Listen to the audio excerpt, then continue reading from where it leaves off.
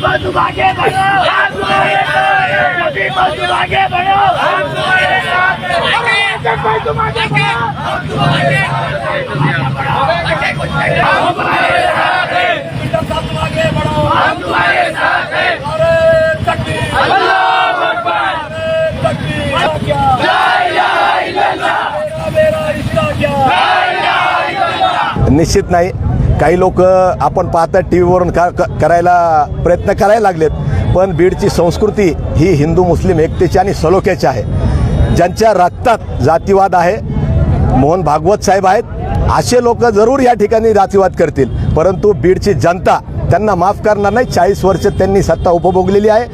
पुरोगामी विचाराचा वारसा आणि वसा पुढे घेऊन जाताच असं ढोंग करून त्यांनी जे आहे सत्ता या ठिकाणी 40 वर्ष चालवली, परंतु या लोकांना आता सत्ता मिळणार नाही.